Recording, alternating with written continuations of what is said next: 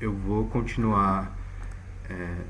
Eu vou dar nos primeiros 15, 20 minutos eu quero dar uma recapitulada no que a gente tratou ontem, porque o que a gente vai tratar hoje é uma continuidade do que a gente tratou na, na aula passada, e também a gente vai utilizar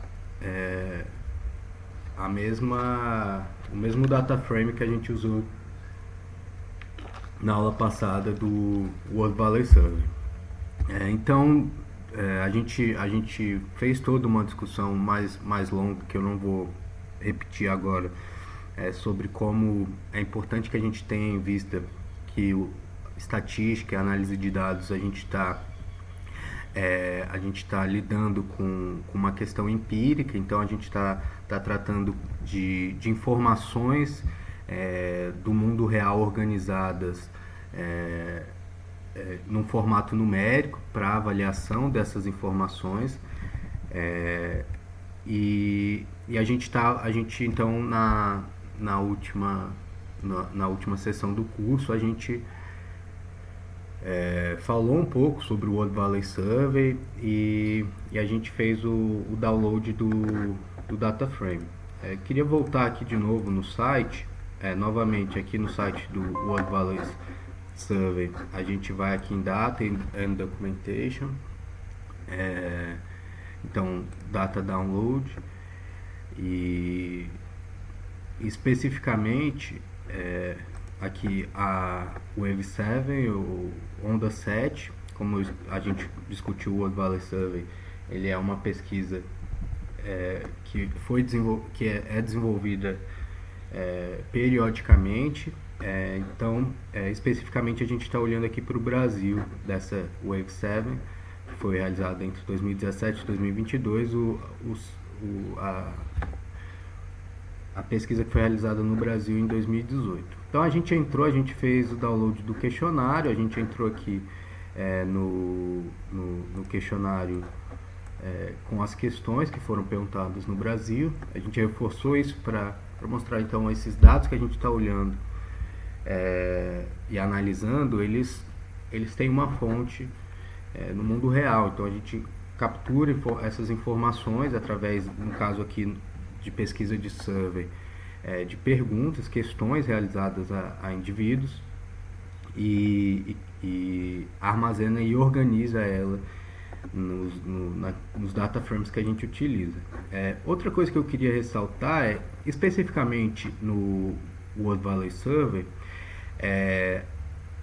eles já tomam um cuidado para, no próprio questionário, eles já colocam o código da questão exatamente como vai aparecer no data frame que a gente utiliza, certo? Mas nem sempre é assim. Então, algumas pesquisas a gente vai ter questionários onde, por exemplo, a ordem das perguntas vão estar escrito, por exemplo, pergunta 1, pergunta 2, ou só 1, 2.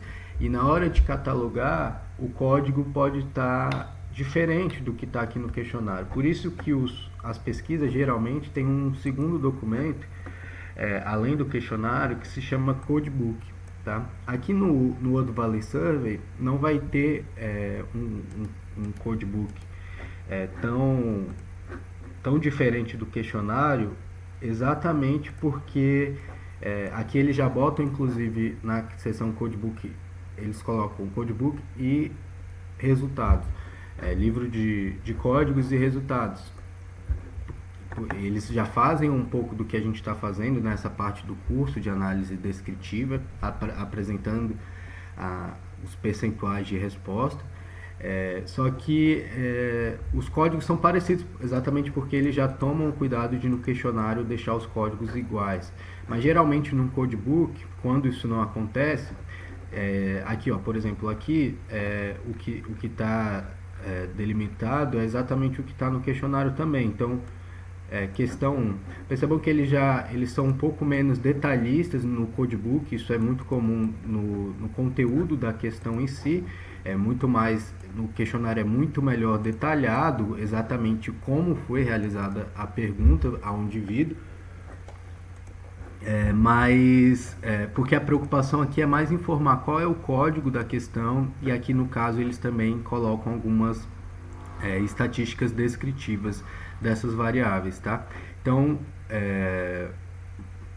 num codebook onde as questões são diferentes, eles precisariam dizer, então, que como no data frame está nomeada essa variável específica. No caso aqui é Q1 mesmo, como está aqui no questionário. Então, por isso que a gente não precisou olhar para o codebook na aula passada. A gente focou só no questionário, porque os códigos das questões são iguais, como está no questionário e como está no data frame. Mas é uma questão que eu queria ressaltar, porque vocês podem se deparar com outras pesquisas onde, se vocês analisarem só a partir dos questionários, talvez vocês não consigam entender o data frame. E aí vocês vão ter que acessar o codebook e entender como a questão específica está registrada no data frame, tá? Então, indo aqui de novo pro R, eu queria que vocês abrissem de novo a pasta com o arquivo do World Valley Survey, de novo importar o dataset. Para quem não, se por acaso algum de vocês não tiverem na aula passada, deixa eu só, queria colocar aqui de um jeito para eu poder olhar. Tá. Bom, voltando, se não tiverem aqui no site, na aba Data Files, a gente fez o download aqui. Eu falei para vocês que era melhor fazer o download especificamente do arquivo Stata, porque ele geralmente é o arquivo mais completo, o SPSS também, mas geralmente eu faço o download do Stata. Especificamente é bom que nessa de 2018 vocês façam o download do Stata, porque eu já baixei o do SPSS e está faltando algumas informações, principalmente de rótulos. Mas, como vocês sabem, independente do arquivo aqui, se fosse também Excel ou CSV, seria possível fazer a importação pro R. Perfeito. Lucas, vou passar agora. Você passa? Eu passo. Tá aqui fácil. Novamente aqui o link, aí vocês entram, façam o download dessa onda 7, o documento Stata. E aí depois aqui no R, vocês importam para sua área de trabalho.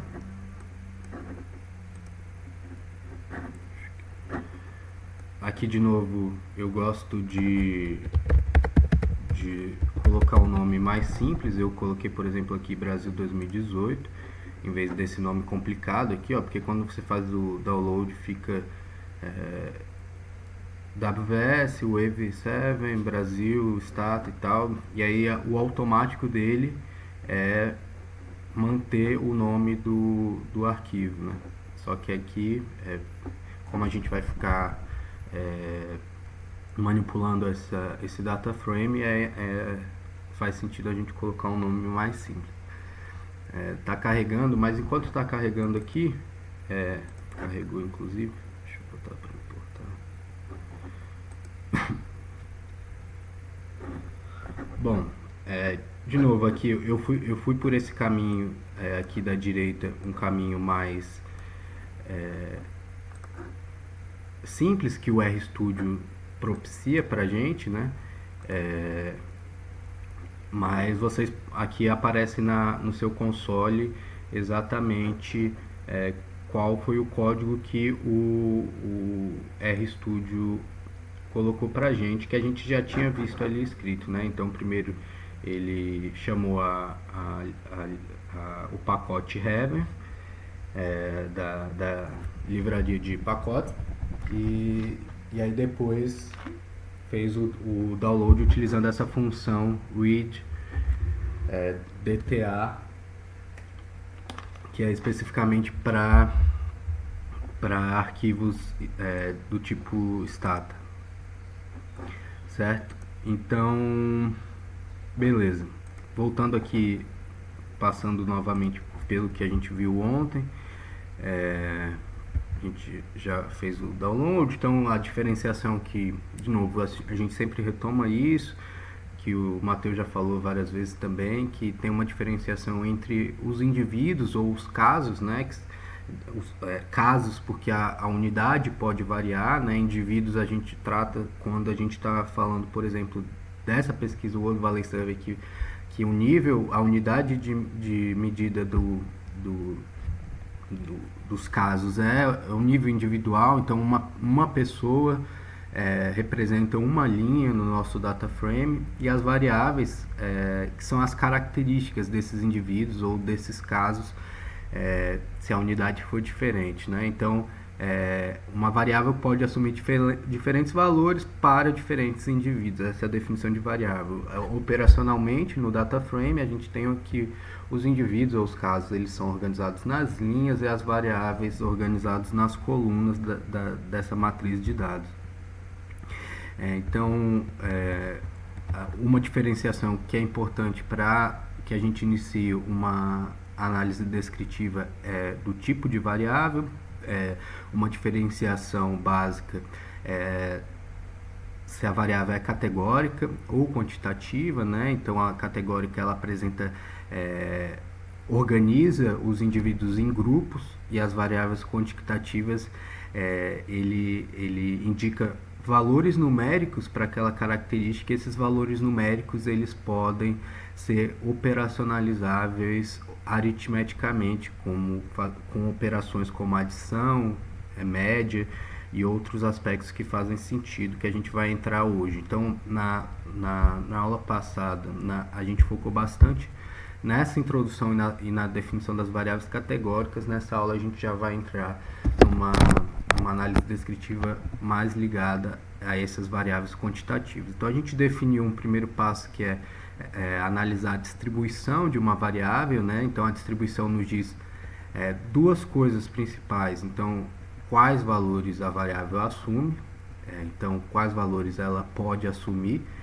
e com que frequência ela assume esses valores. Então, tendo definido quais valores uma variável pode assumir, você define se esses valores foram de fato presentes na sua pesquisa, e se foram, com que frequência esses valores aparecem em cada uma dessas possibilidades. Olhando especificamente para o R, a gente viu que duas classes de variáveis são importantes para a gente, pensando em dados sociais, duas principais, que são as classes de variável numeric, que é para armazenar valores numéricos, como números inteiros ou decimais, e a classe factor, que é usado para representar variáveis categóricas. Então, basicamente, se a gente vai trabalhar com uma variável categórica, é importante que a gente tenha em vista e verifique se ela está classificada como de classe factor.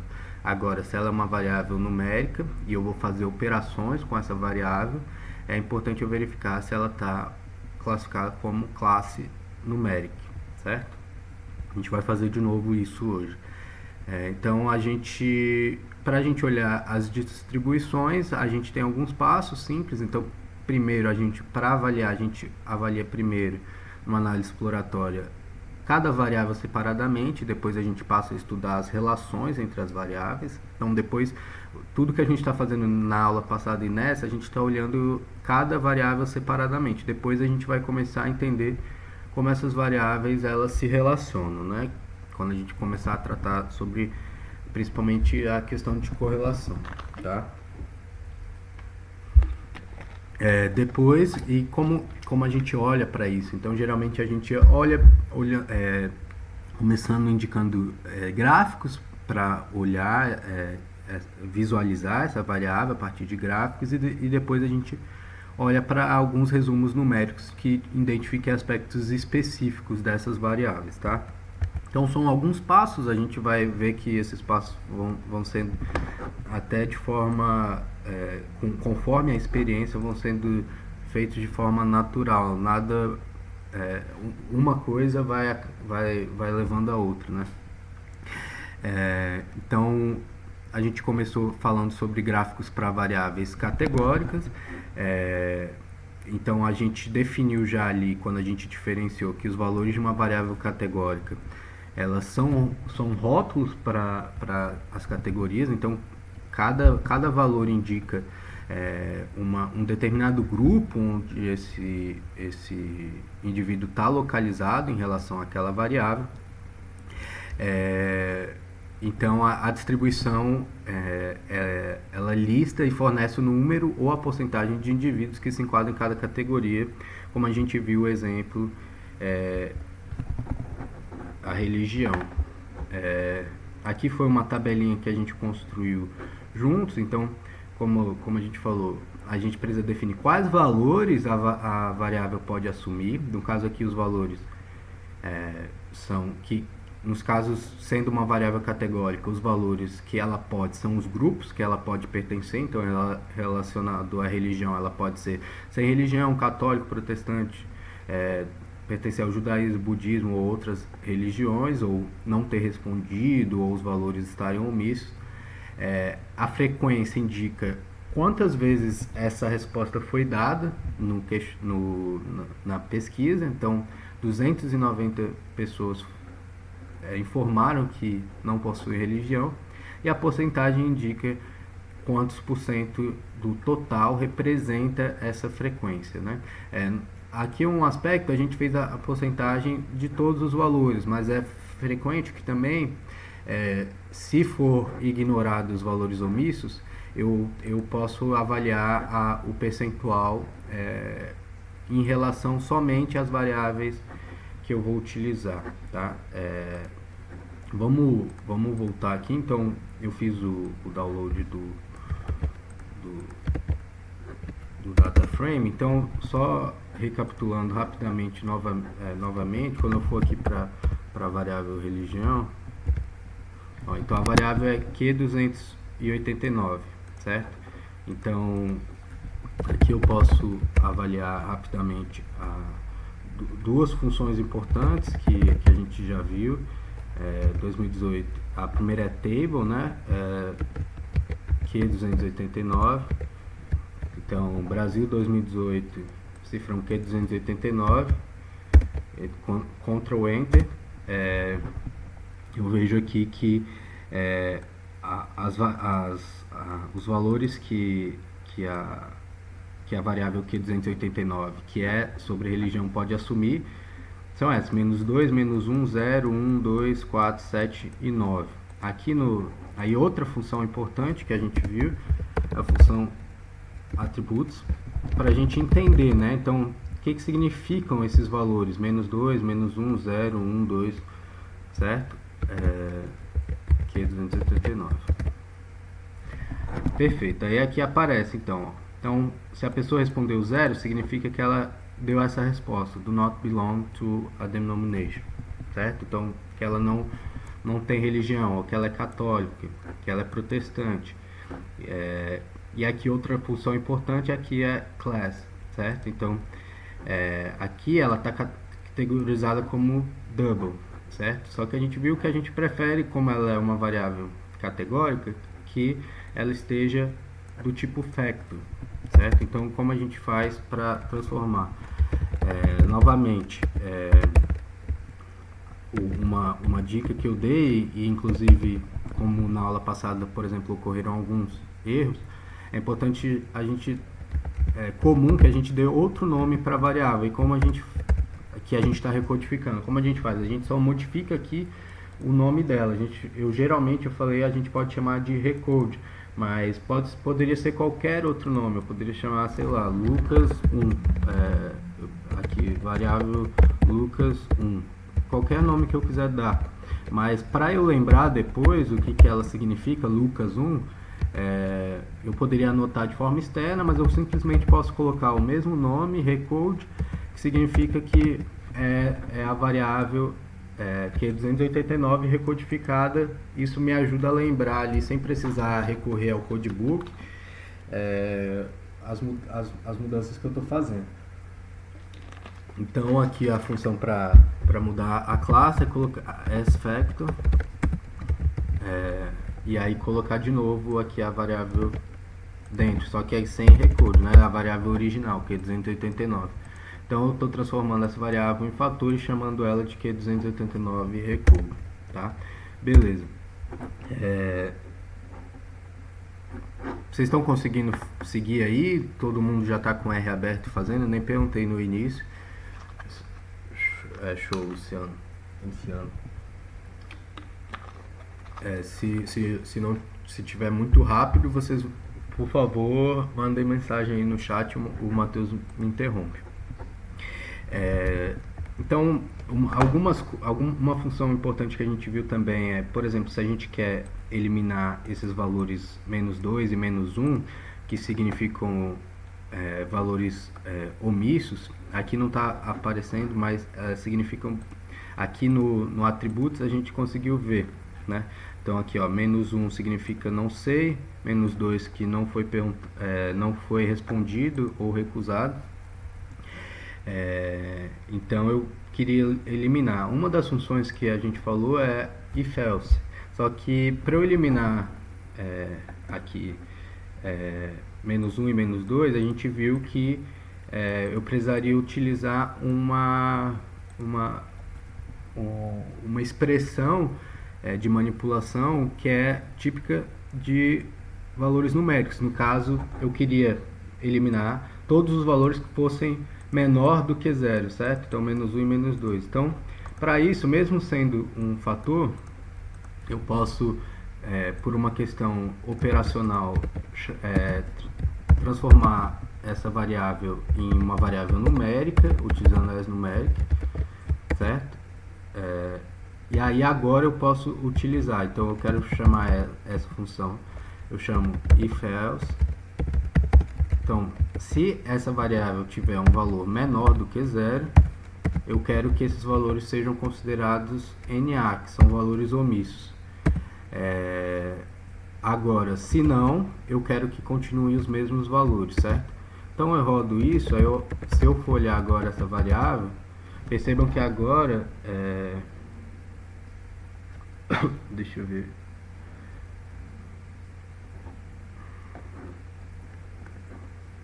parece que deu algum...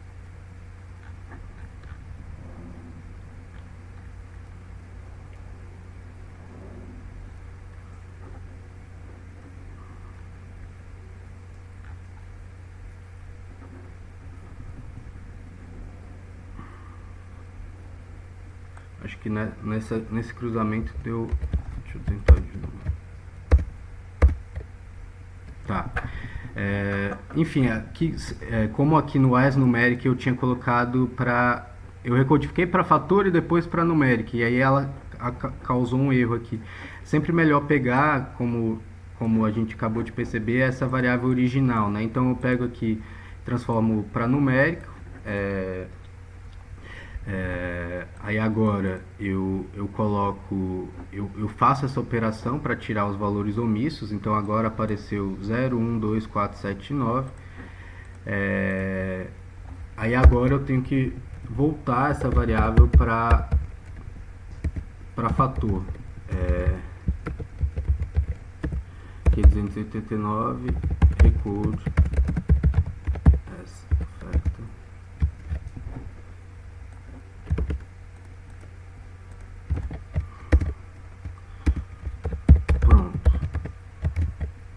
Pronto. Aí agora elas mantêm os mesmos valores. Percebam que não mudou nada, porque eu não mudei nada na variável, só mudei a classe dela. Então a distribuição permanece a mesma. Agora se eu botar atributos, certo? A gente vai ver que ela está aqui, ó, class factor. Perfeito? Então aí um caminho que a gente viu para olhar agora para esses dados sem esses valores omissos. Eu até anotei aqui para ficar mais rápido. Essa variável é um gráfico de barras. O Matheus trabalhou extensivamente como deixar esses gráficos com melhor visualização.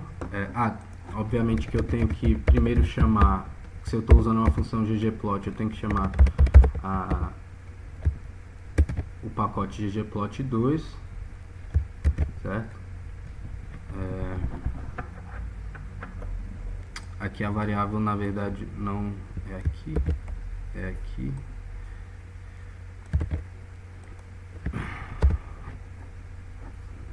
Não era essa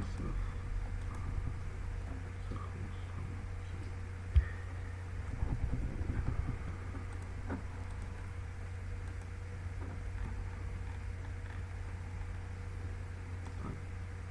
aqui.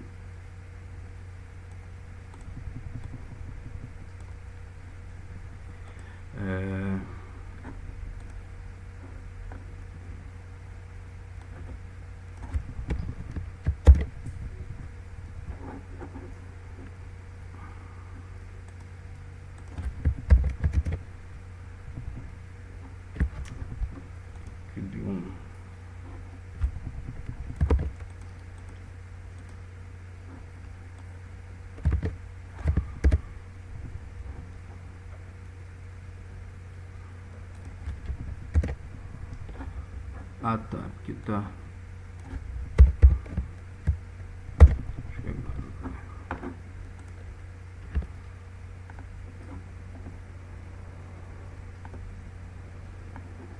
Tá. Aqui eu só queria mostrar de novo que a gente pode olhar através de gráficos. Então, por exemplo, aqui gráficos de barras, né? De barras não, desculpa, de pizza. A gente fez isso na aula passada. Aqui aparecem os valores. Obviamente que não está bonitinho, o foco nem é esse agora, é só a gente relembrar.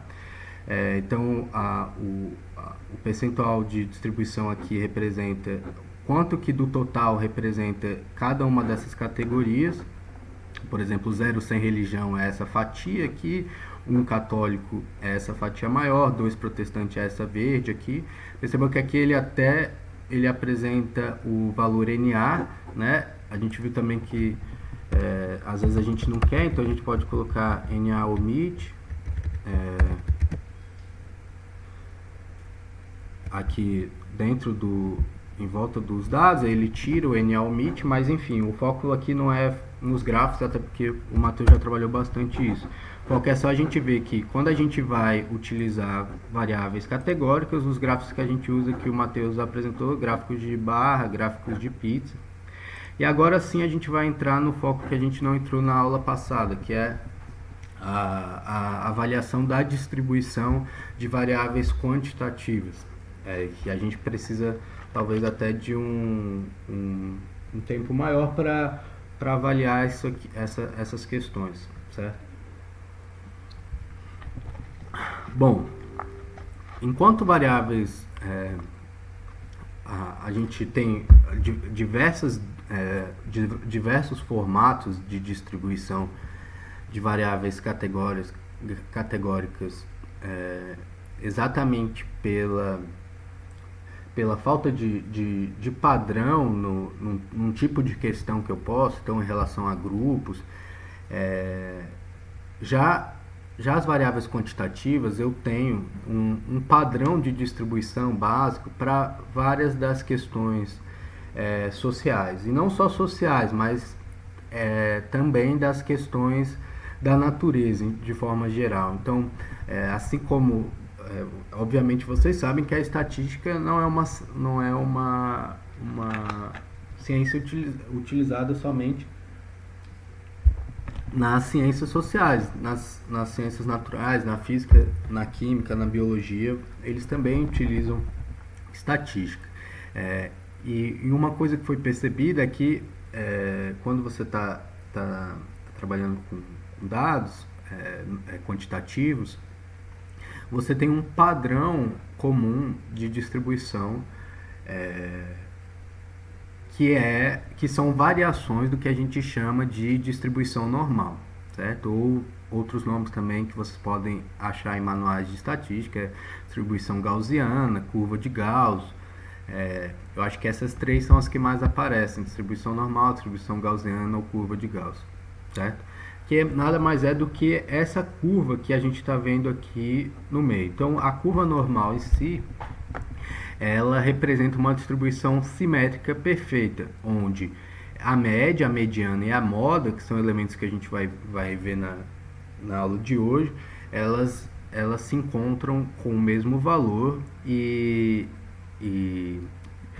os valores vão de forma simétrica, tanto para a direita quanto para a esquerda, diminuindo, certo?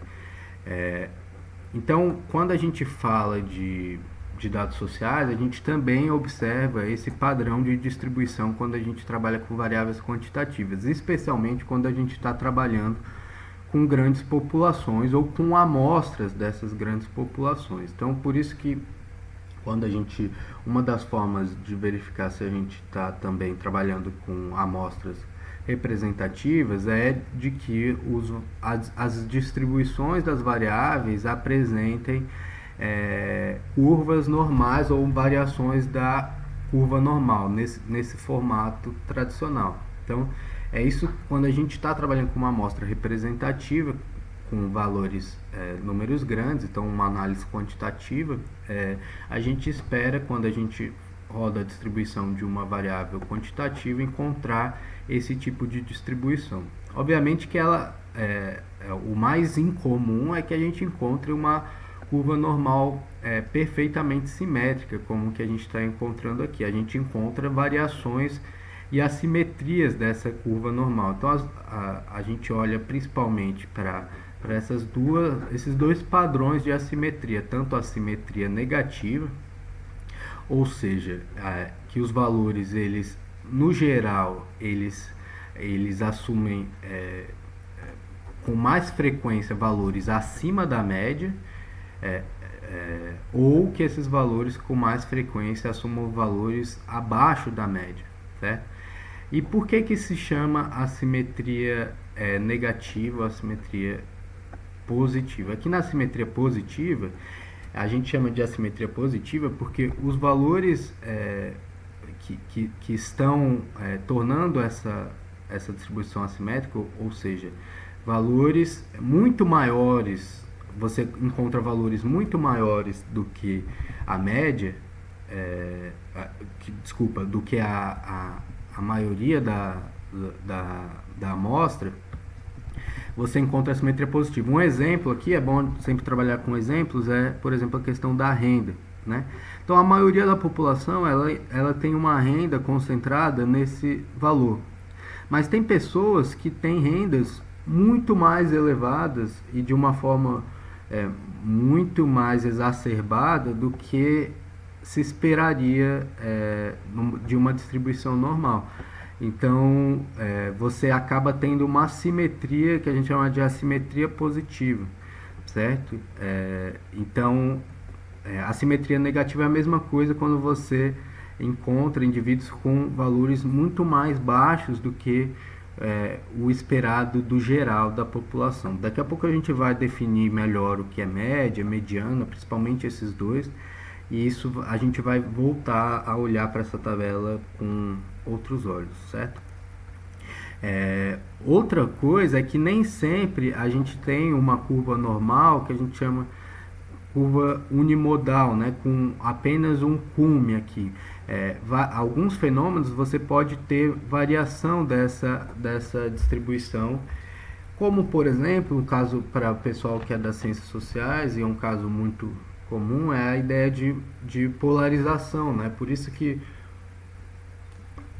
se fala muito, quando se fala de polarização, uma das definições é um esvaziamento do centro, né? Então os indivíduos, eles acabam se localizando de forma mais presente nos polos e com pouca frequência aqui no centro. Então você também tem variações na forma dessa distribuição, certo?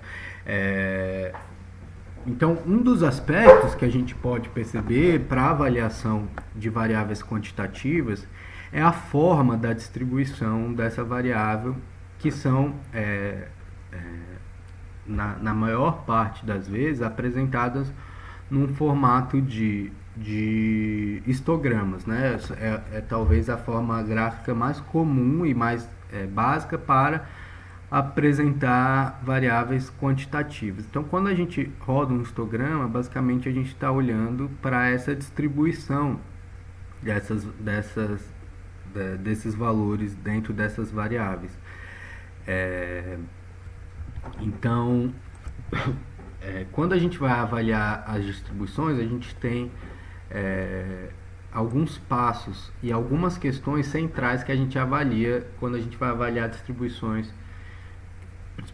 quantitativas, certo? Então, qualquer gráfico a gente observa o padrão geral e os desvios marcantes. O que significa isso de uma forma objetiva? São 3 aspectos que a gente avalia quando a gente olha para uma distribuição de uma variável quantitativa. O primeiro aspecto é a forma, que é o que a gente estava avaliando aqui. O outro aspecto é o centro, que são as medidas de tendência central, que a gente vai avaliar. As 2 principais medidas de tendência central são a média e a mediana, e as medidas de dispersão, certo? Que é o quanto que os dados eles variam em relação a esse centro, tá? Então, a aula de hoje a gente vai focar principalmente nesses 2 aspectos iniciais de forma e centro, tá? Só um detalhe que a gente vai retomar também é que um tipo importante de desvio são os chamados outliers, que são valores individual que está muito fora desse padrão geral. Alguns têm tipos diferentes de outliers. Um outlier ele necessita uma avaliação do pesquisador para saber que medidas que o pesquisador vai tomar para resolver o problema dos outliers. O primeiro, um outlier comum, principalmente mais incomum em pesquisas com um alto financiamento e com cuidado maior, que é o decorrente de erros de catalogação dos dados. Então, pode ser que você tenha uma variável que a resposta do indivíduo deveria variar entre 1 e 10, por exemplo. E aí você encontra um valor de 50. E é um valor que não está previsto na pesquisa. Então, se ele assume um valor de 50, obviamente que isso foi um erro ou um erro de resposta, ou um erro de digitação, por exemplo. Então, nesses casos, esses valores, de fato, eles devem ser retirados do seu data frame, porque eles não representam um valor real, né? Eles foram frutos de um erro objetivamente identificado, né? Porque nesse caso específico ele é claramente um erro, porque não há possibilidade de assumir tal valor.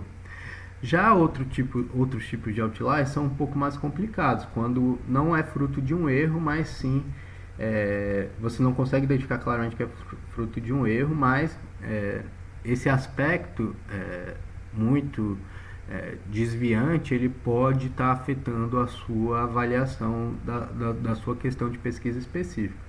Um caso, por exemplo, é quando você está trabalhando com a variável renda e você tem um comportamento dos muito ricos que é diferente dos só ricos, certo? Então, aqueles extremamente ricos, multimilionários, quando eles apresentam um comportamento diferente dos ricos, você pode ter uma alteração na sua distribuição que vai causar problemas na sua interpretação. Então, se você quer um argumento, por exemplo, quanto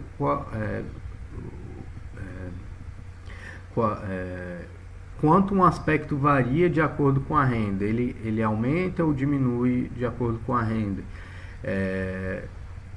se você tem uma variação desses valores muito extremados em relação que não segue a tendência natural, ou seja, você pode encontrar uma tendência, como o Matheus já mostrou alguns exemplos, de quanto maior a renda até determinado valor, mais o indivíduo possui determinado aspecto. Mas aqueles multimilionários, eles têm uma característica diferente. Então, o que eu posso fazer na minha análise é olhar para esse grupo de forma separada, identificar, ó, eu tenho uma tendência de crescimento até esse ponto, mas esses indivíduos, eles têm uma característica muito específica, eu vou analisar eles separadamente, certo? Então isso é possível, mas percebam que tudo tem que ser justificado, né? As suas estratégias para lidar com esses outliers, tá? A gente não vai entrar muito nessas estratégias por conta do tamanho do curso, mas é uma coisa que é preciso destacar quando você está trabalhando com variáveis quantitativas que podem aparecer esses outliers, e você precisa ter uma justificativa muito objetiva das formas como você vai lidar com esses outliers, tá? Então agora vamos olhar alguns exemplos de variáveis quantitativas aqui no nosso questionário sobre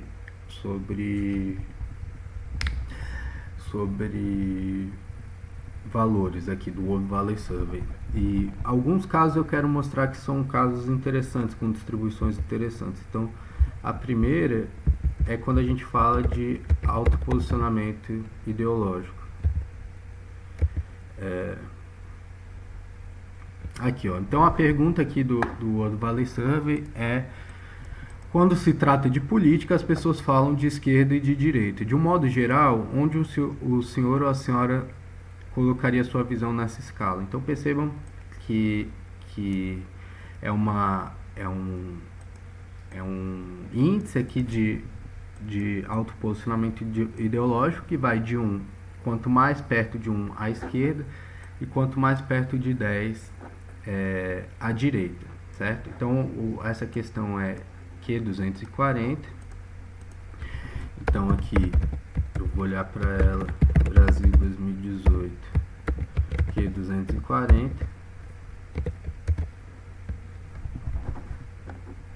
Bom, então ela tem essa distribuição. Perceba que ela também, se eu olhar aqui no Attributes,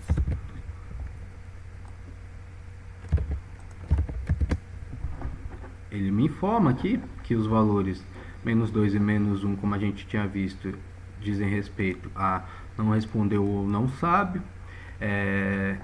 E percebam que aqui tem uma grande quantidade de pessoas, especificamente nessa variável, que a gente tem que ficar atento, que responderam que não sabem se autolocalizar numa escala de autoposicionamento ideológico. Isso vai gerar várias questões. Um dos aspectos que eu quis trazer essa variável é para ressaltar isso. Muitas vezes a gente pode pensar que esses valores do não sei ou não responderam, eles não significam nada e sempre devem ser descartados.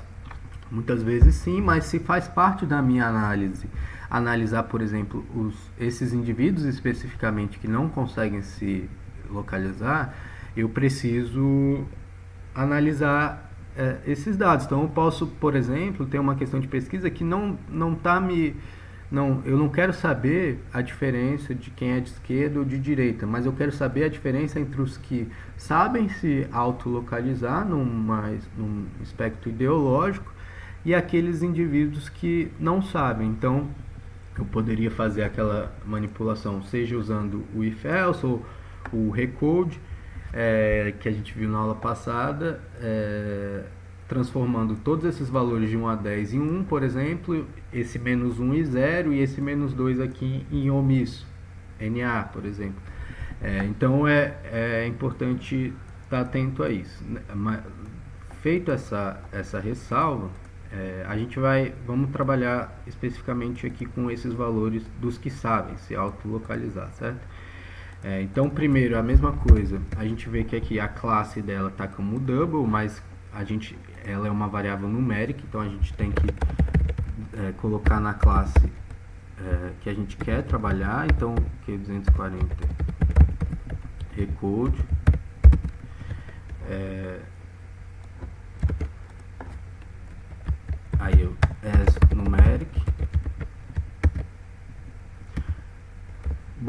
agora a gente pode verificar de novo aqui, ó, se deu certo.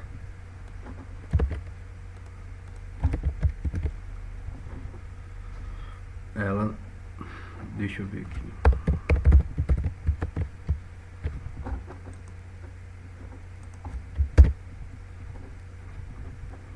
Tá.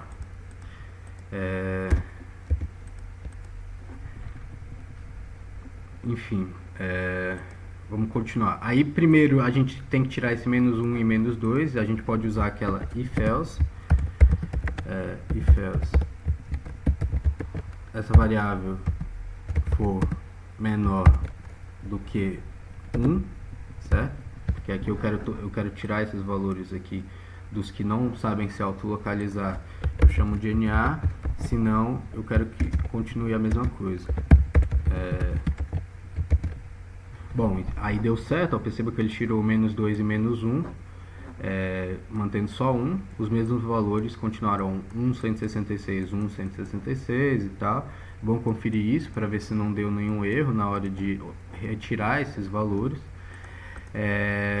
Aí agora eu vou olhar para a distribuição, tá? Então, já anotei, então o gráfico que a gente usa é o histograma, o Matheus já fez várias vezes também com vocês. Aqui Q240, aqui não é renda, é autoposicionamento ideológico.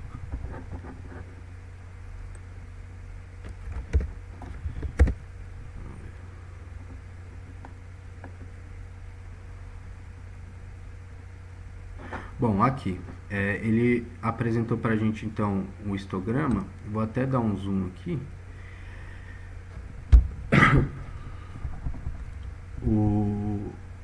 Então a primeira coisa para a gente analisar uma variável quantitativa é a gente analisar, como eu falei, são três coisas, né? A forma, o centro e a dispersão. A primeira coisa é a forma, então. E olha como é interessante a forma do gráfico de autoposicionamento ideológico. Por quê? Vamos pensar, de novo, a gente está trabalhando com dados empíricos, que são representações de questões reais. Então, no caso, a gente está trabalhando com entrevistas a indivíduos. Quando a gente pergunta para o indivíduo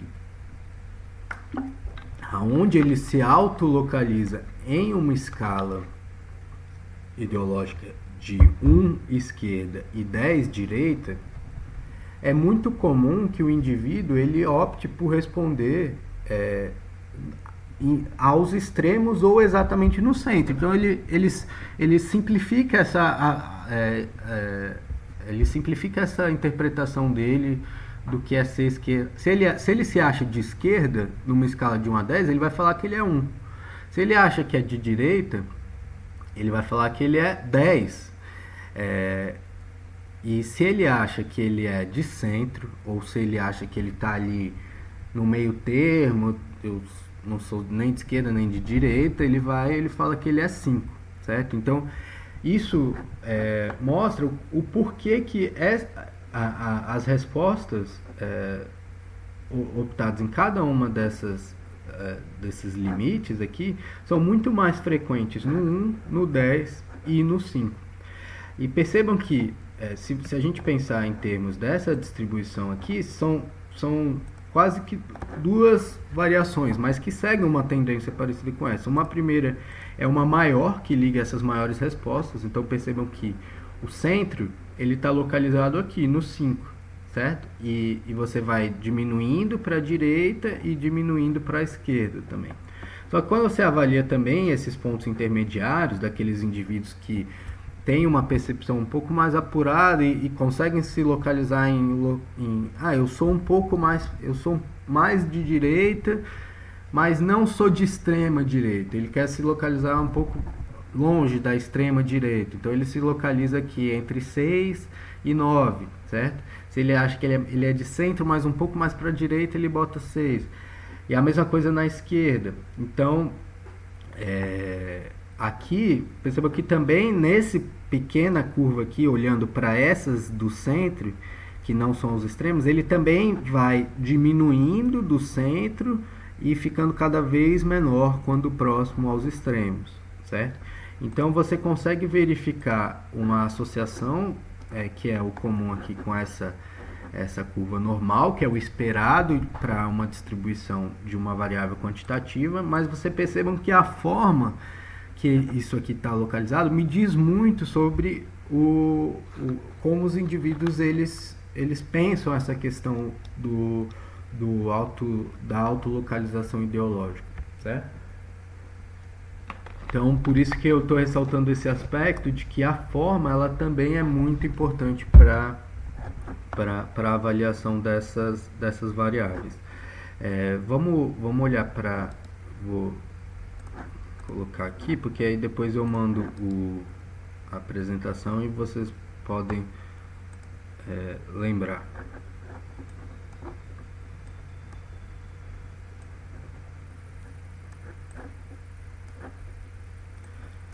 Bom, outra questão interessante da gente avaliar e que é muito discutida é a questão, por exemplo, do aborto, certo? Então, percebam, existem formas e formas da gente fazer uma pergunta sobre uma questão, certo? Então, eu posso, por exemplo, no autoposicionamento ideológico, como eu estava falando, se eu peço uma escala de 1 a 10 de como essa pessoa se localiza em relação à esquerda e direita, eu posso, é uma variável numérica, porque eu estou olhando numa escala de esquerda à direita, certo? Mas eu poderia avaliar também de forma mais simplista, perguntar se esse indivíduo é de esquerda, de centro ou de direita, não olhando para o espectro do autoposicionamento ideológico como uma escala ideológica, mas como grupos, certo? Se a pessoa é do grupo de direita, aí eu poderia olhar para essa variável como uma variável categórica. Mesma coisa aqui, por exemplo, em relação ao aborto. Percebam que aqui nessa questão ele pergunta, por favor, indique para cada uma dessas ações se você acha que nunca se justifica, sempre se justificam ou alguma opinião entre essas duas. Perceba de novo que aqui eu estou trabalhando com uma escala. Então, você acha justificável o aborto? De 1 a 10, o quanto você acha que é justificável o aborto, sendo que 1 nunca se justifica e 10 sempre se justificam. Então, se o aborto é justificável, assim como a todas as outras questões aqui, sexo antes do casamento, suicídio, prostituição, todas essas questões que foram questionadas aos indivíduos. Mas eu poderia perguntar também se o indivíduo acha que o aborto é justificável, sim ou não, certo? E aí, nesse caso, eu não estaria trabalhando com uma variável numérica, mas com uma variável específica que a gente chama de dummy, né? Quando você trabalha com esse tipo de variável de se justifica ou não se justifica, né? Mas também não vou entrar agora nesse aspecto. Mas percebam que aqui, nesse caso, o aborto, a justificação do aborto também é tratada como uma variável numérica, no caso Q 184. Então, vou olhar aqui, Brasil 2018, Q 184, tá? Então, ó, da mesma forma que o autoposicionamento ideológico, aqui tem os valores que assumem de 1, 2, 3, 4, 5, 6, 7, 8, 9, sendo 1 nunca é justificável e 10 sempre é justificável. Tá? Então a gente vai fazer as mesmas operações que a gente fez ali anteriormente, que 184, garantir que ela esteja numa classe numérica, as numeric.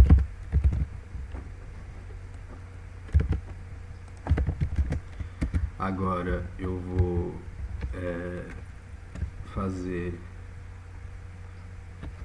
vou tirar os valores menos 2 e menos 1. Percebam que já é bem menor aqueles indivíduos que não sabem se localizar ou não responderam sobre o aborto em relação ao autoposicionamento ideológico.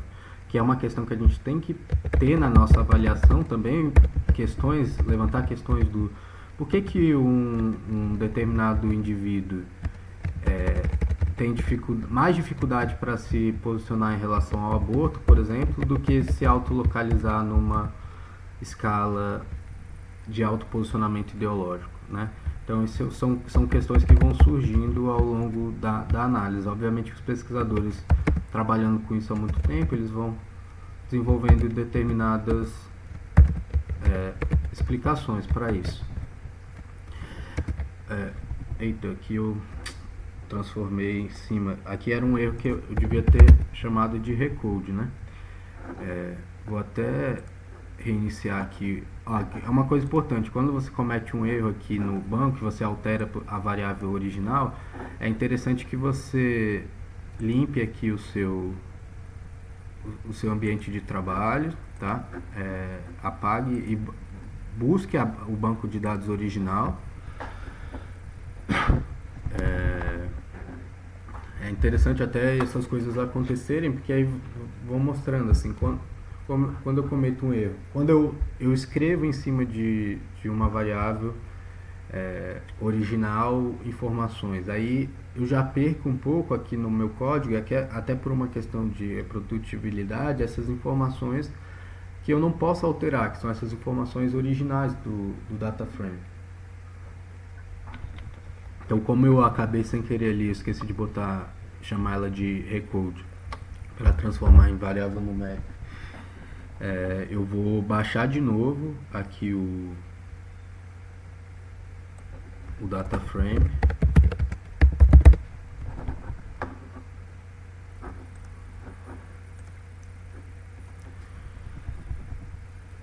Enquanto isso, pessoal, estão conseguindo acompanhar? Alguém tem uma questão específica até aqui?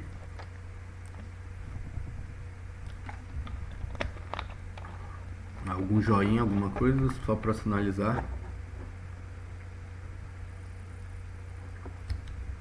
Tá bom, Luciano, Juliano, ok.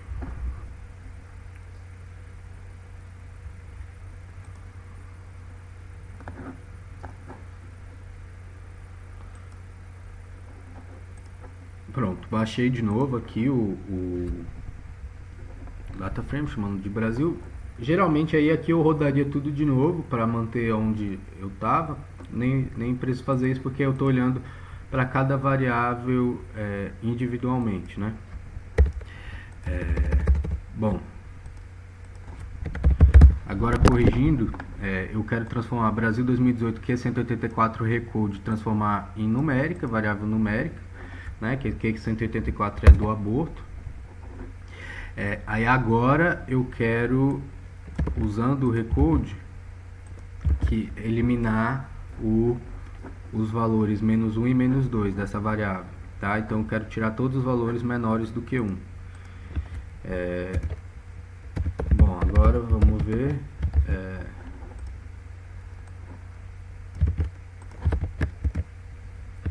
Bom, certo, agora deu certo. Então, tinha aqui os valores menos 2, menos 1, esses 64 que não sabiam e 21 que não responderam. E aí os outros eu mantive na variável que eu chamei de Q184 recode. Agora, vamos olhar para a distribuição dessa variável. Então, aqui a gente tinha uma forma específica da variável do autoposicionamento ideológico. Agora a gente vai olhar para a forma da variável justificável aborto, certo? Se o aborto é justificável. Então percebam que aqui eu já tenho uma distribuição muito diferente, certo? O primeiro aspecto é que a gente vê que numa escala de 1 nunca é justificável a 10, sempre é justificável do aborto em 2018, a grande e massiva maioria afirma que nunca é justificável o aborto no Brasil em 2018. Tendo isso em vista, eu percebo que há uma outra galera que vai tendo como justificável de uma forma gradativa essa questão. Mas percebam que, de novo, aparece um aspecto desse tipo de pergunta que apareceu de forma similar no autoposicionamento ideológico, que é o quê? Quais são os três valores com mais respostas? Os valores 1, nunca é justificável. Os valores 10, sempre é justificável. E os valores 5, que são aqueles que ainda não...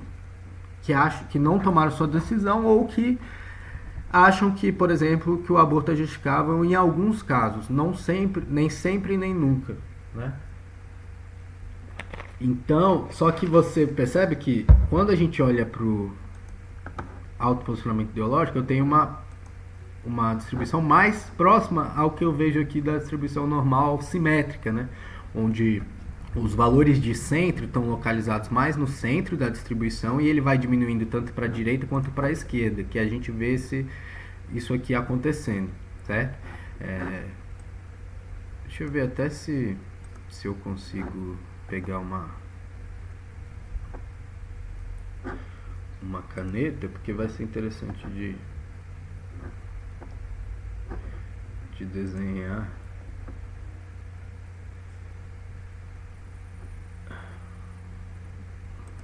Bom,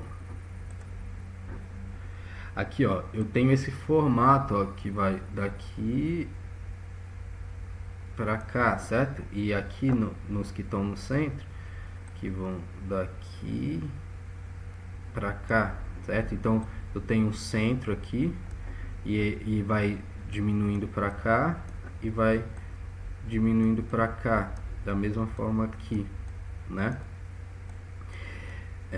Então eu tenho uma curva mais simétrica em termos dessa distribuição. Já aqui, nessa do aborto,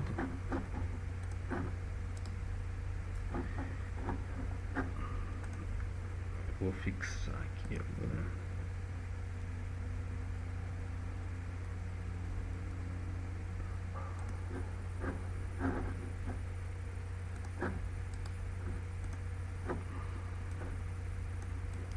Bom, aqui em relação ao aborto, eu já tenho uma distribuição diferente. Eu vou daqui do alto, certo? E vou diminuindo, certo? Então eu posso olhar, percebam que eu tenho uma tendência aqui de diminuir. Percebam que ela é mais parecida com essa aqui, a C. Ela tem uma simetria positiva. Perceba que também aqui, em relação ao centro, ela vai ter uma tendência de diminuir. E aqui teria uma tendência de diminuir também, mas de forma mais brusca. Mas aqui, como está na extrema esquerda do gráfico, aí nem tem uma queda para cá.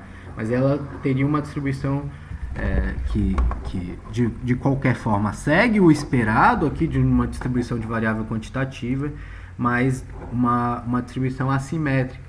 E aí é importante destacar a interpretação em cima da forma, né? Então a primeira coisa de avaliação de uma distribuição é a avaliação da forma.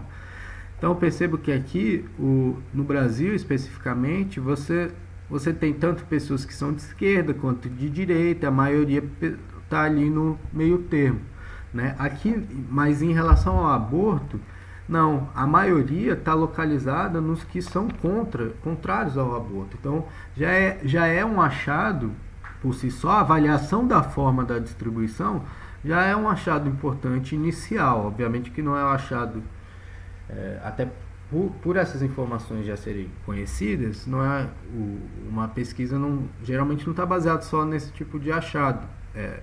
No passado, isso sim era publicável, porque ainda o campo não era aberto, não tinha sido aberto, e você apresentava esse tipo de distribuição e mostrava, olha, a população brasileira, ela no geral, ela é contrária ao aborto. Mas eu consigo interpretar isso aqui e analisar isso de forma bem objetiva, certo? De como esses indivíduos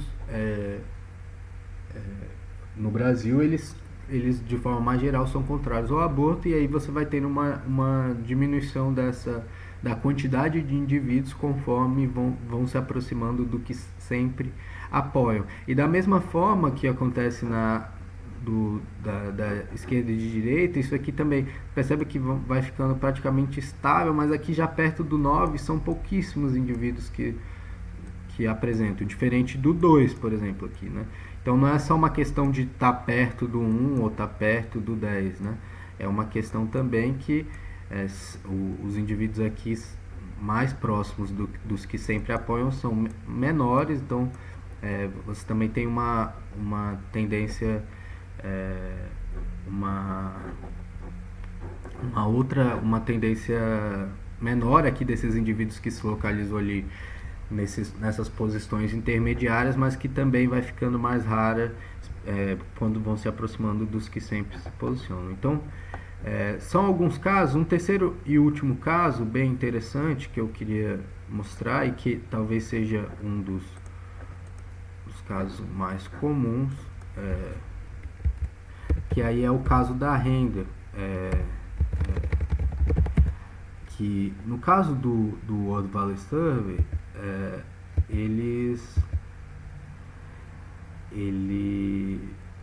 eles apresentam uma variável um pouco diferente. Eles não perguntam a quantidade real de salário que a pessoa indica, mas eles perguntam para o indivíduo aonde ele se localiza numa escala de rendimentos, né, de nível mais baixo de salário ao nível mais alto de salário.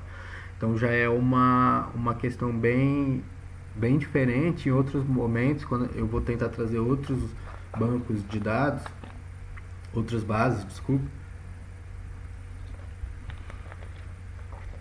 de dados para a gente avaliar a renda. Eu acabei de lembrar que vamos olhar para ela de qualquer forma, mas eu acabei de lembrar que não vai ser uma interpretação como é usualmente feita, por conta da forma como ela é perguntada. Porque a variável renda, ela tem uma característica que ela também tem uma distribuição que é assimétrica, né? Como a gente vai olhar aqui agora, então vamos de novo reforçar que ela é uma variável numeric, certo? Aí vou até copiar aqui, porque é o mesmo procedimento.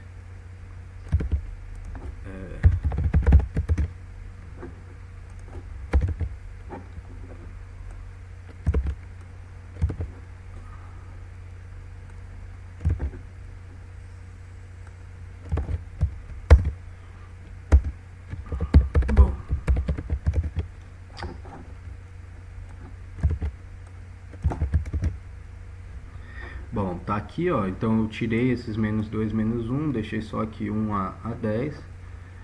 E quando a gente vai olhar aqui a distribuição agora dessa autolocalização de renda, né? É importante, esse termo autolocalização é sempre quando você avalia uma questão, quando o indivíduo ele se autolocaliza. Por exemplo, aqui numa escala de renda, você não está medindo a renda de forma objetiva, qual que é a renda, né, direta. Você está percebendo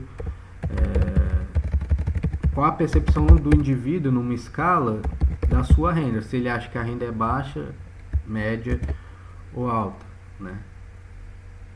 Então, aqui você já tem uma distribuição diferente, que a gente também pode avaliar conforme a forma, né? Então perceba que eu tenho uma característica de que ela não tem só apenas um pico, né? Ela tem também esse, mas ela percebam que, de novo, quando você está trabalhando com autolocalização, geralmente é interessante olhar para os extremos das respostas, né? Porque a pergunta é feita se a pessoa acha que o nível, se ela está mais perto do mais baixo, do mais alto ou entre valores entre esses. Então, como a gente já aprendeu das outras variáveis desse mesmo tipo, é interessante olhar para esses extremos. Então, percebam que ela também é assimétrica, mesmo não sendo a variável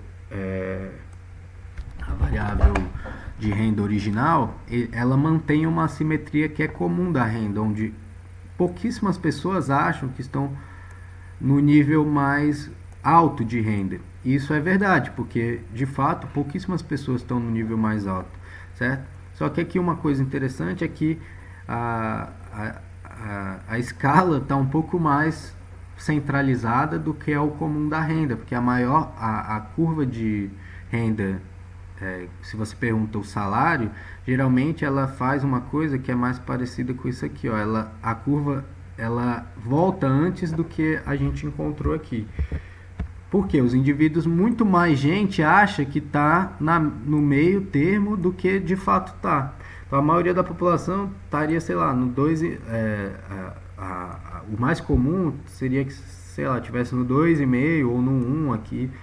Mas as pessoas, elas têm que é já uma interpretação, elas têm uma interpretação de que estão mais pertencem mais estão mais próximas dos ricos do que elas de fato estão. Então elas estariam aqui e elas acham que estão aqui. Então elas se acham mais perto dos muito ricos do que de fato as pessoas são. Então perceba como a forma ela ajuda muito de forma direta a gente fazer interpretações sobre o que está acontecendo no mundo real. Então percebam que sempre a gente está pensando nas nossas questões de pesquisa, nos nossos problemas e no que essas variáveis elas dizem sobre o que está acontecendo e sempre remetendo que elas dizem respeito a isso aqui. É uma pergunta para indivíduos sobre uma determinada questão, né? A gente não pode... Cada vez a gente vai entrando mais e avaliando mais as questões numéricas, a gente às vezes vai esquecendo o que elas significam, né? Em termos objetivos, em termos de fatos reais. Então, a gente olhou aqui para a distribuição. Então, quando a gente avalia a distribuição, eu acho sempre interessante ver o que a gente precisa fazer, né? Então, a primeira coisa foi, a gente avaliou como a gente pode interpretar através de distribuições de variáveis quantitativas que geralmente seguem variações da distribuição normal, como eu posso tirar informações avaliando a forma dessa distribuição. Agora, a gente vai olhar para como a gente tirar interpretações e descrever o padrão geral de uma distribuição olhando para o centro dessa distribuição, tá? Então, aqui, ó, nesse slide, a gente consegue ver três informações que dizem respeito a medidas que a gente chama de medidas de tendência central, que são a média e a mediana, tá? E aí o que são essas questões, tá? Então, primeiro, eu vou tratar de média e mediana de forma mais direta, porque a moda eu acho que é um pouco mais simples de compreender do que a média e a mediana, tá? A moda olhando aqui para essa distribuição, quando se fala de moda, a palavra moda ela já levanta o que ela significa. O que está na moda, né, é o que as pessoas estão usando mais, vamos dizer assim. Uma blusa que está na moda significa que tá todo mundo usando essa roupa, né? Apesar que um dia, numa discussão, uma colega levantou que isso nem sempre é verdade por uma questão de consumo, né? Às vezes o que está na moda é o que está aparecendo mais, por exemplo, na televisão, e que todo mundo tem mais a ver com desejo, né? Mas, enfim, para a estatística é mais fácil pensar por esse lado de que está na moda é o que está todo mundo usando, né? Então, qual é a moda? A moda aqui, por exemplo, do autoposicionamento ideológico. A moda é se autolocalizar no centro, falar que é 5, que não é nem de esquerda nem de direita. certo? Então a moda dessa distribuição aqui é 5. No caso do aborto, qual que é a moda? A moda é dizer que é contrário ao aborto, né? Que nunca o aborto é justificável. Então é responder o valor 1. Então 1 é a moda dessa distribuição. Aqui 5 é a moda dessa variável. E aqui no caso, também no caso da renda, a moda é dizer que numa escala de baixa renda a alta renda, eu me localizo no 5, no meio termo. Não sou nem rico nem pobre. Essa é a moda dessa variável, certo? Então, passando rápido por essa questão, aí agora olhando para a média e mediana. A média tem essa distribuição, que eu acho interessante, é meio redundante, mas a média representa o valor médio e a mediana o valor do meio, né? Então, tem uma diferença aí de definição,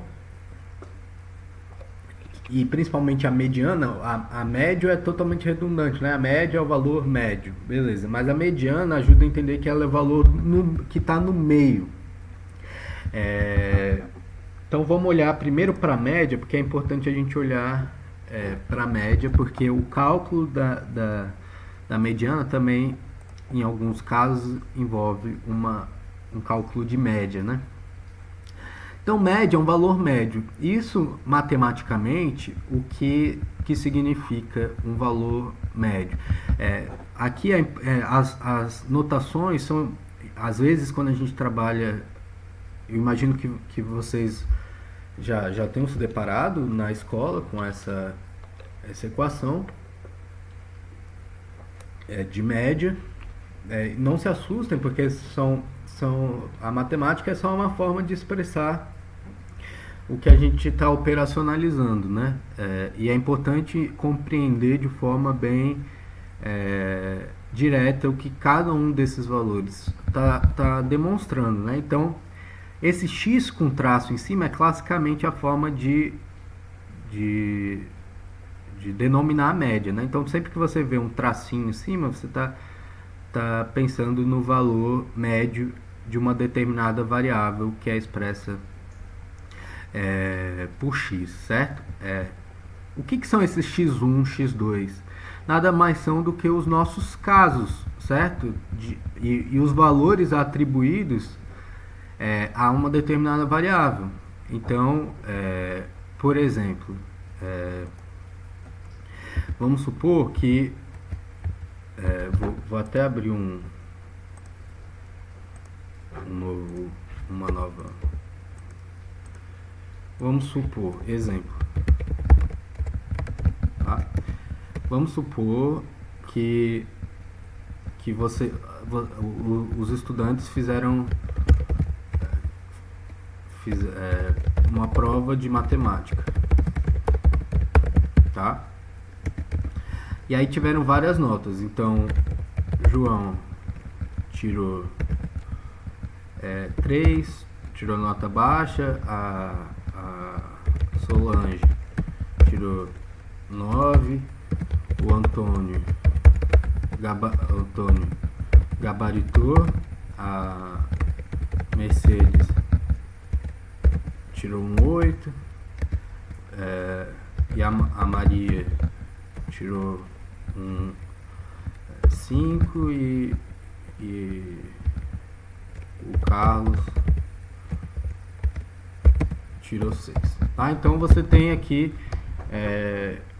um exemplo bem simples e que é muito usado nesses casos. Eita, ficou muito pequeno, né?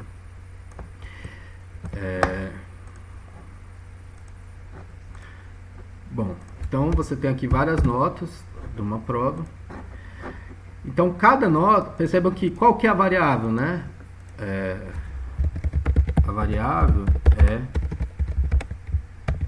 notas na prova de matemática.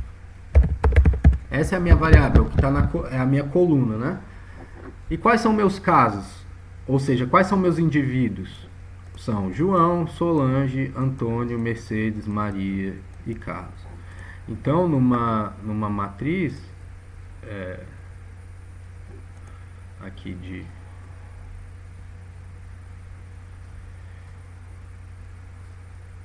para 6, 1, 2, 3, 4, é isso, eu teria na coluna, né? A minha variável sempre vem na coluna notas na prova, e nas linhas, na verdade eu devia ter botado duas.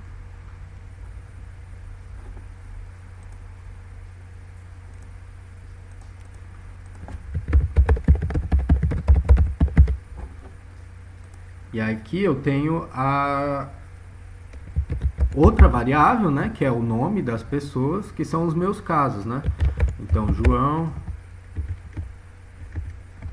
tirou 3, Solange tirou 9, Antônio, tá vendo muito? Antônio tirou 10, Mercedes 8, Maria 5, Carlos 6. Então percebam que, ó, informações que a gente construiu de forma não necessariamente num formato de matriz, mas a gente consegue transformar para matriz nesse formato de data frame, né? Então, nas linhas os meus casos, na coluna as minhas variáveis, no caso a variável de interesse, nota das provas, tá? Agora, voltando aqui, então x é a média que eu quero da minha variável x. No caso, a minha variável x aqui eu posso até colocar aqui, que é a minha variável x. Então, eu quero a média dessa x. E x1, x2 são os casos. Então, x1, o que é x1, por exemplo? 3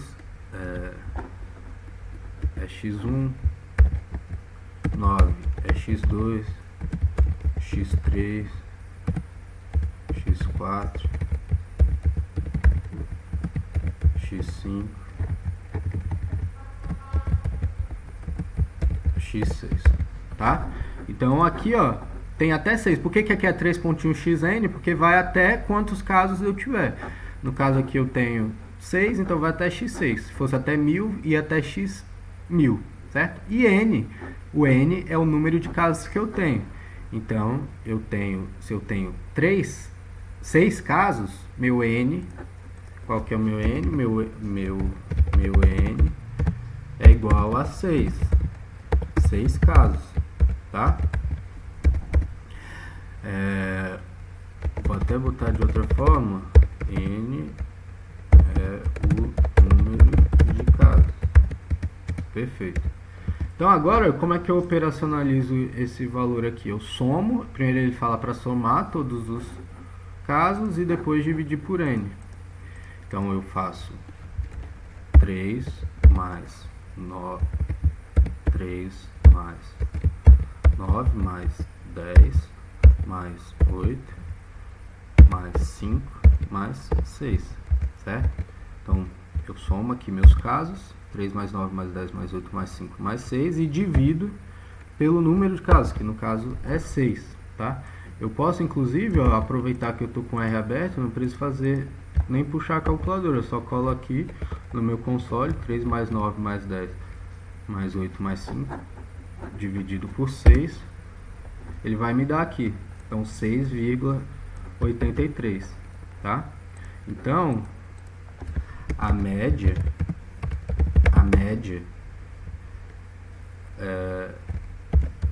de notas na prova de matemática foi 6,83.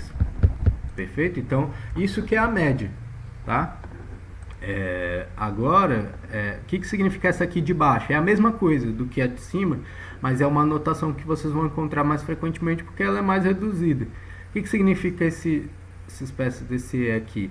Ele significa somatório, tá? Então, esse símbolo aqui é de somatório. Então, somatória de x, xi é os valores que estão contidos aqui nesse conjunto x, nessa variável x. Então, a somatória de todos os elementos desse conjunto x, todos os elementos i desse elemento x, o somatório, dividido, aí aqui multiplicado por 1 sobre n. Porque divisão nada mais é do que uma multiplicação por 1 sobre n, certo? Então, por isso que aqui, 1 sobre n multiplicado pelo somatório de todos os elementos e contidos em x, certo? Então, aqui a média, que é o que a gente vê aqui, o somatório de todos os elementos de x dividido pelo valor n. Uma coisa importante, uma ressalva, é que vocês vão encontrar, às vezes, a fórmula da média com n-1, né? Que isso diz respeito a quando você está trabalhando com dividido por n-1, que quando você está trabalhando com amostras, você faz o cálculo com n-1 embaixo, tá? Mas é só uma diferença de quando você está trabalhando com a população real que você está medindo, quando você está trabalhando com a amostra, tá? Agora, operacionalizando aqui no R, é bem simples a questão da média. Por exemplo, vamos olhar agora para a variável média da variável autoposicionamento ideológico. Só olhando aqui para a distribuição, a gente já vê mais ou menos, se é uma medida de tendência de centro, geralmente você está próximo ali da região onde os dados estão mais concentrados, perfeito? Aqui você tem uma distribuição muito mais, das três, é a distribuição mais simétrica, tá? Então, se espera, só olhando aqui, que o valor médio, tendo em vista aqui, ó, que a gente viu, numa distribuição simétrica, tem que o valor médio esteja próximo aqui desse valor central, ou seja, 5. Então, mesmo sem olhar para a média ainda da variável de autoposicionamento ideológico, eu tenho uma expectativa de que seja próximo a 5, pela forma da distribuição ser simétrica, né? E vamos olhar aqui. Qual que é a função de média? É uma função bem simples. Min, tá? Em inglês, a média você pode falar min ou também average, né? Mas aqui no R você usa a função min. Então, aqui o autoposicionamento ideológico é Q240 que a gente fez, né?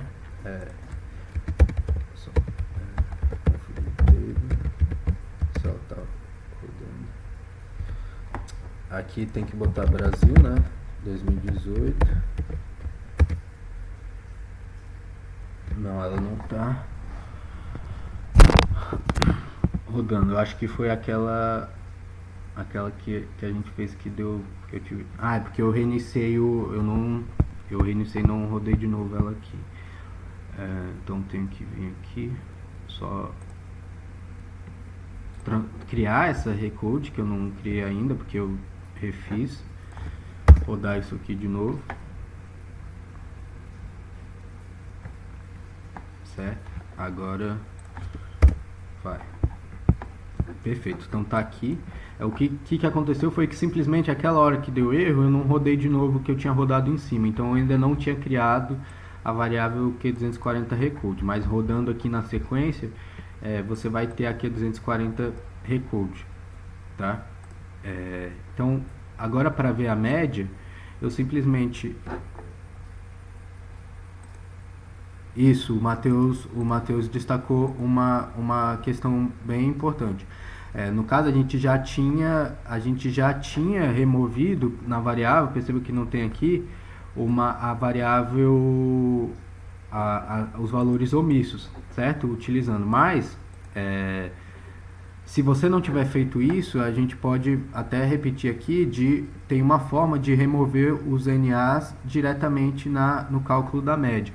Tá? Então, como a gente já tinha, a gente não precisa. Então, a gente pode... Isso é uma coisa boa de você recodificar e deixar a sua variável redondinha, porque aí você não tem chance de esquecer de tirar os NAs, né? Mas aqui, como eu já tirei, então eu só rodo min e a variável... aqui, será que ela não está com numeric? Vamos botar aqui as numeric.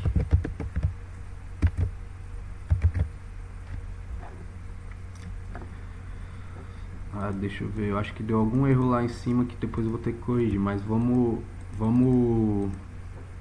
utilizar a variável original com... Tá, deixa eu ver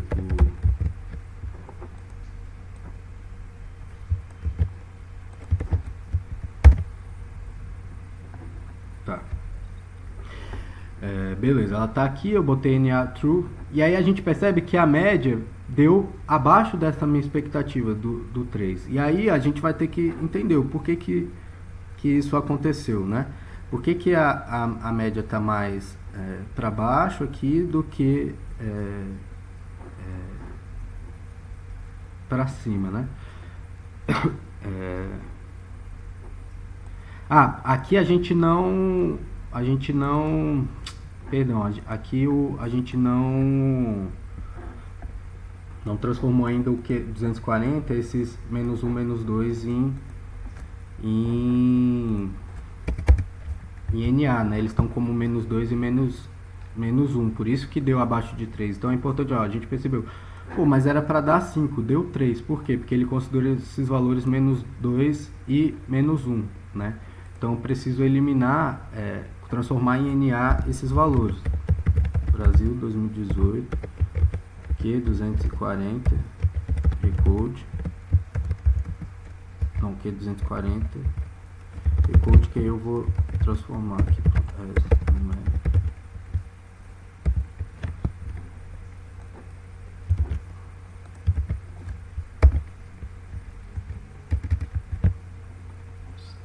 certo. Então agora tem, vamos ver se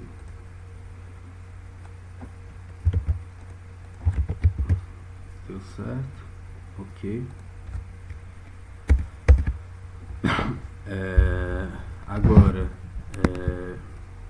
eu vou retirar esses valores de menos 2 e menos 1, né? Usando a if else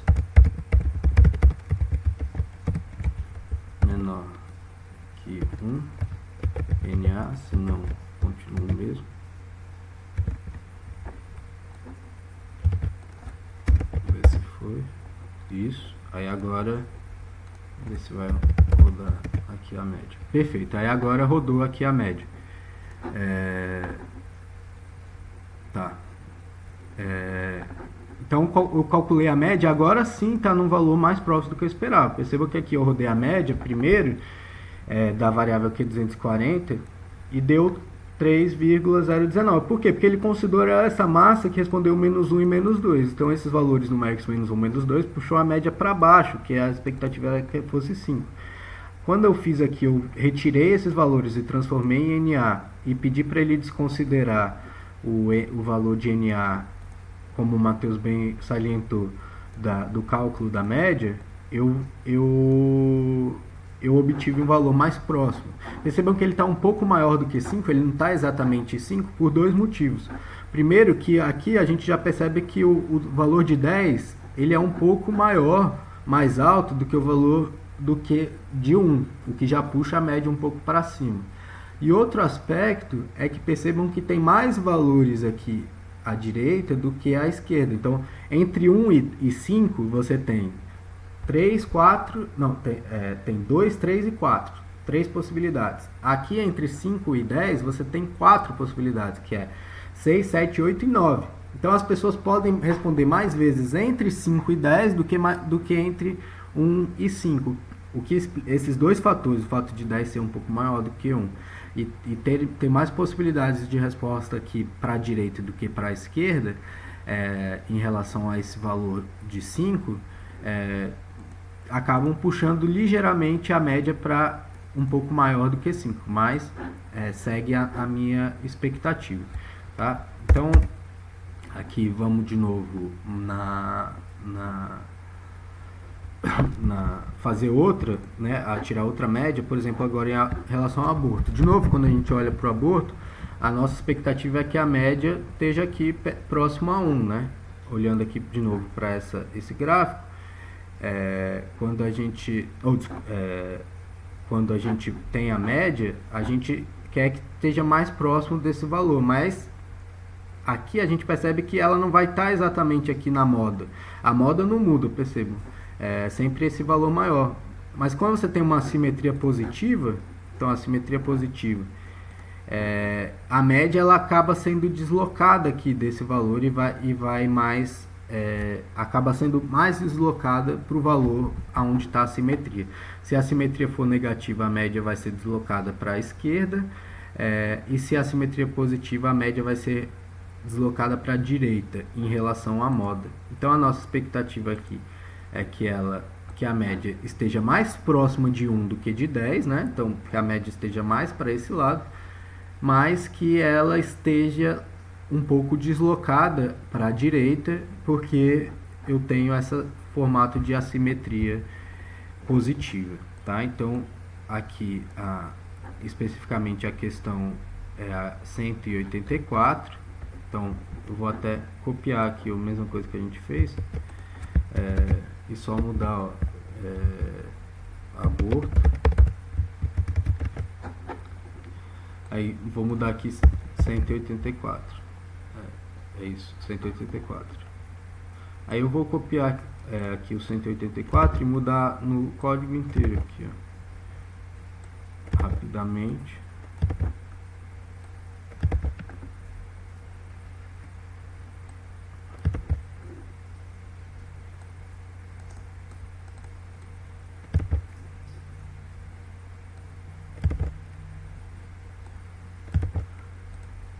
Bom, então eu transformo aqui para numérico, beleza, aí tem essa distribuição, eu quero que seja menor do que 1, que seja um tornado linear, aí ele fez, ó, de novo, aí agora eu vou tirar a média desse 184, aí percebam, 2,5, diferente aqui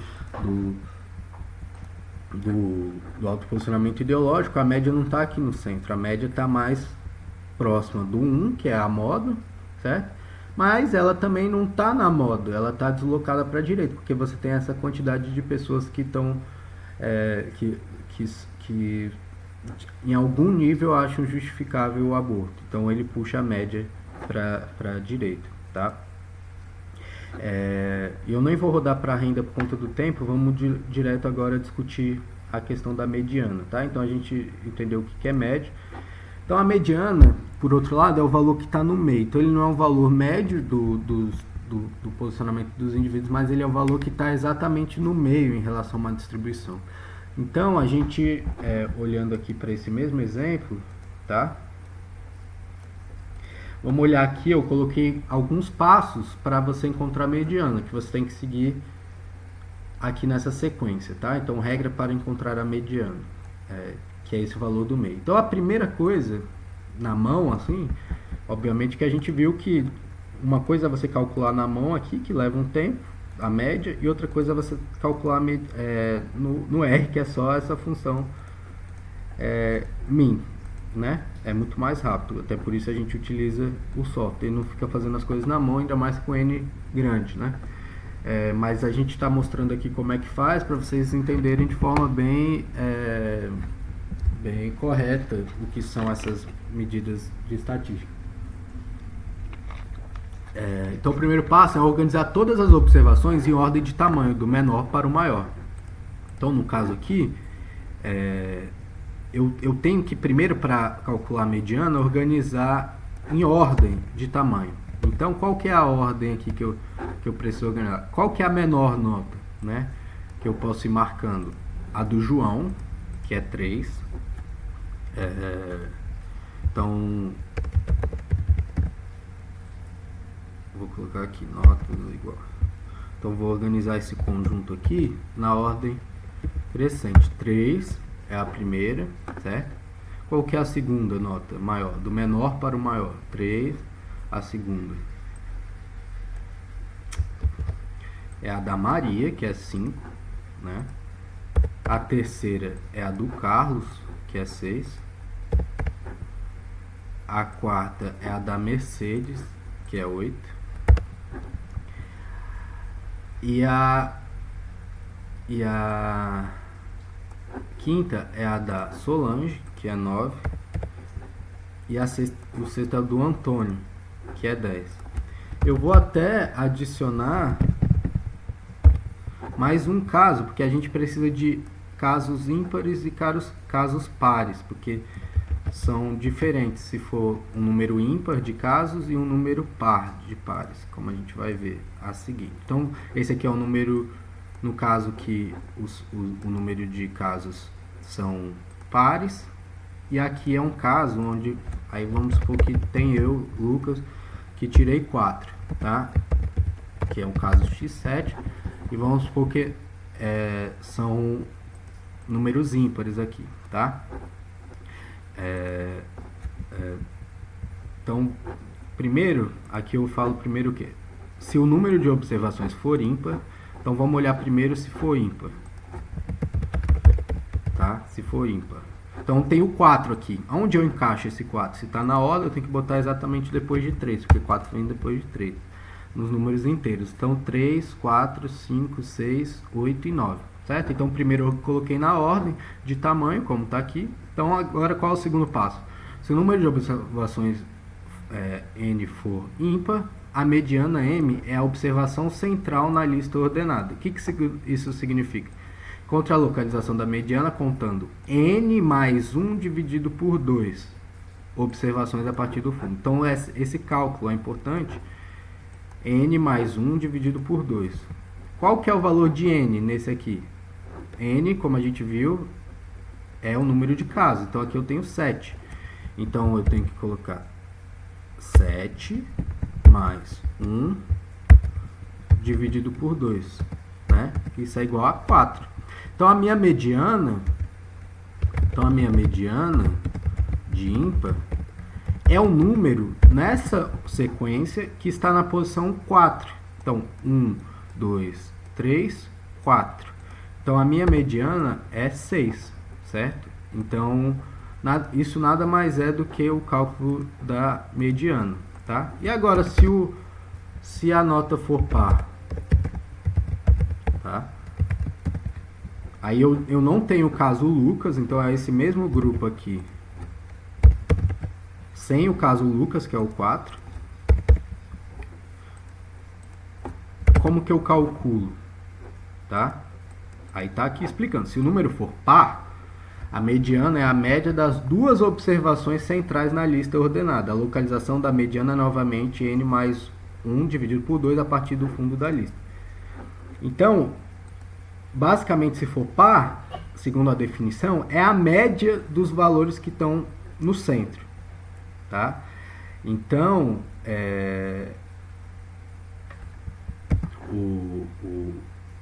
que estão entre esse valor que eu vou encontrar. Então, quando eu faço aqui esse mesmo cálculo que foi indicado, 6 mais 1 dividido por 2, percebam que o valor que eu encontro é 3,5. Então, quais que são os locais que eu vou encontrar? 3 e 4. É a média dos valores 3 e 4. Porque quais valores estão entre 3 e 5? 3, quer dizer, mais próximos de 3,5? 3 e 4. Então, quais são os números que eu vou calcular a mediana? Então, a mediana de par, por isso que eu falei que tinha que calcular a média, aprender o que é média antes. É a média dos valores 3 e 4. Então, os valores 3 e 4 são 6, certo? 6 e 8. Mais 8, certo? E a média, como a gente viu aqui, é a somatória dos valores dividido por n. Aqui, no caso, se eu tenho dois valores, o meu n é 2, certo? 6 mais 8 dividido por 2. 6 mais 8 dividido por 2 é igual a 7, certo? Então, nesse caso, percebam que não tem nenhum 7 aqui, né?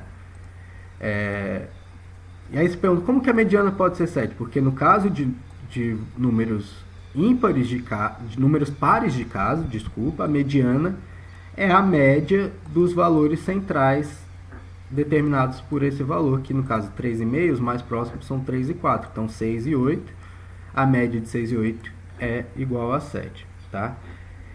E como que a gente faz aqui no R para olhar o... Vamos olhar aqui agora a mediana. Qual é a função? É mediano. Median, tá? Escreve median. Então média é min e mediano é median. E aí você faz a mesma coisa. E vamos perceber a diferença. Então a média 5,4 do autoposicionamento. E a mediana aqui já é 5. Porque percebam que é sempre, aqui no caso, vamos ver, o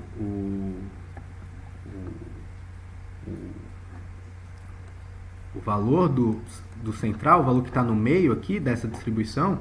Então perceba que as pessoas podem responder 1, 2, 3. Aí o que o cálculo da mediana faz? Organiza esses dados. Então todas as pessoas que responderam 1, depois todas as que responderam 2, depois todas as que responderam 3.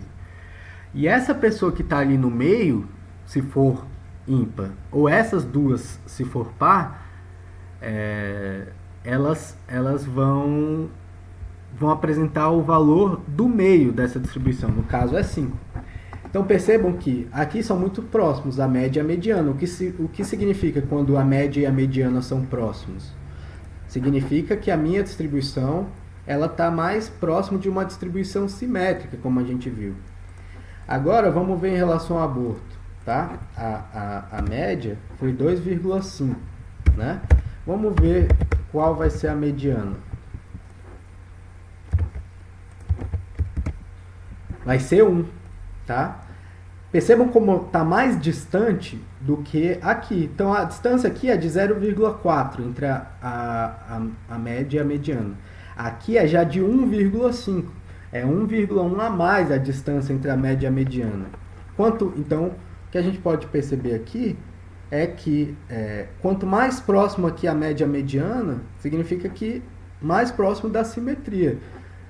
Se elas vão se afastando, significa que a distribuição está cada vez mais assimétrica, tá? Então, a interpretação dessas duas medidas é muito importante. Então, por exemplo, se a gente quiser falar de população brasileira, quando a gente for falar de aborto, a gente pode falar que a população brasileira... Será que é melhor a gente falar que a população brasileira, na média, apoia o aborto no valor de 2,5, de 1 a 10? Ou será que é melhor a gente olhar a mediana, né? Que diz que está mais próximo de 1, né? Quando a gente olha esse gráfico, a impressão que a gente tem é, a maioria da população esmagadora está aqui colocada em 1, e você tem divergências menores. Mas eu acho que o mais ideal é você analisar as duas coisas juntas, né? Porque você consegue olhar, mesmo sem olhar a distribuição gráfica, se você olha para a média e mediana, você consegue ter uma noção. Se a mediana é 1 e a média é 2,5, provavelmente significa que você tem aí uma distribuição assimétrica, positiva, onde a maior parte da população está concentrada ali em 1, mas você tem esses grupos que vão para a direita, que vão apresentando na direita. Já no caso do autoposicionamento ideológico, como são próximos 5 e 5,4, você entende que tem uma concentração de pessoas ali no 5, e você tem uma distribuição um pouco mais simétrica. Então é importante entender essas formas de avaliar o centro e entender as diferenças entre média e mediana. Então é isso, pessoal. Hoje a gente vai parar por aqui, até pelo tempo.